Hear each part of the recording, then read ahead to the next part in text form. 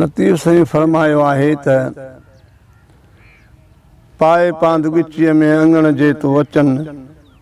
अवगुण एब कचायूं ढकनि थी ढकजनि मुंहं में मदायूं केतिरियूं ॾिसण की न ॾिजनि तोड़े लख हुजनि त बि माफ़ियूं ॾिजनि मेंदरा जेकी मुंहिंजो जहान से तगन तारीअ तुंहिंजी लुत्फ़ जी लतीफ़ चए तो वटि कमी कान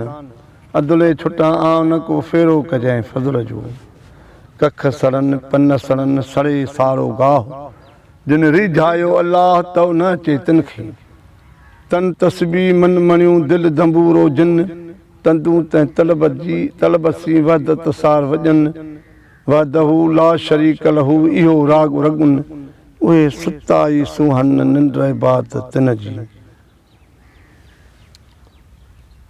अर्ज़ु थियो त वह तिख वार तिख जिथे नीह तिख निराली जिन खे इश्क अमीक जो खिलवत ख़्याली वराई वाली हीअरो जिन हथ कयो वाहड़ वहन नवां अञा वह अॻे थियो घर वेठियूं घणा करियो सरतियूं संग समा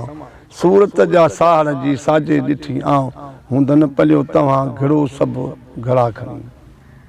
अवल अलाह अलीम आला आलम जो धणी कादर पंहिंजे कुदरत सी क़ाइम आहे क़दीम वाली वाहिद वहदहू राज़िक़ रब रहीम सो सारायां सचो धणी चई हमद हकीम करे पाण करवीम तो जोड़ूं जोड़ जहान जूं जीअं मूं जोगिड़नि जी जा निहार में जुए अकुल उते ऊछो थियो हलिया मथे हूड़ अल हुब लिल्लाह वल बुग़्ज़ लिल्लाह ख़ासी संदन खूए मूंखे न मज़कूर जी बासण पई बूए वञी रूबरू गुड़ खे गॾिया कापरी हेऊं हाल पुरायो आदेसन अवाल ना कयूं नफ़्स खे मंझूं ज़ुर्द ज़वाल लन तनालु बिर्र हत्ता तुनफ़िक़ू मिम्मा तुहिब्बून पाण कयूं पहमाल लदाऊं लतीफ़ चए जानब जो जमाल नांगा थी निहाल वञी गुड़ खे गॾिया कापरी ॾहें ॾींहुं ॾिसण में पिरी आयमि पाण मिन कुंत मौला आर्याणी अॻवान बख़्शाऊं बहर जा ॾॾनि खे ॾाण साजन खणी साण वञी गुड़ खे गॾिया कापड़ी पी न हलंदी पाण सी भाव न की भाणे सऊं करे सुम्हारींदई अलाह दमंज आणे पीड़े क़बर पैमाल कंदई जे सरिया अंदरि घाणे वाका करे वातम न करंदई जेका न लाकूं थञ प्यारी हई माने पोइ मुए पुॼाणे उते सचूं कंदे सैद चई तूं हबीब तूं तबीब तूं दर्दनि जी दवा जान में मुंहिंजे जीअ में हिन आज़ार जा अनवा साहिब ॾे शफ़ा मिया मरीज़नि खे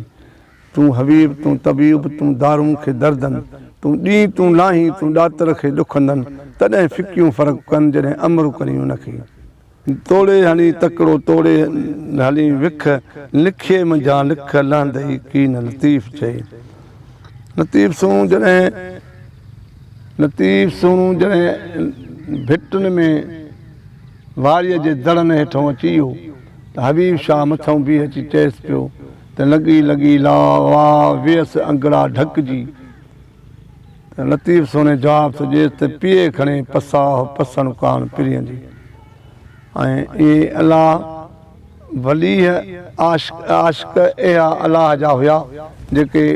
हेठां मिटीअ में पियल हुया वारीअ जे दड़नि में से उतां बि अलाह जी झूंगार जो बयानु कनि पिया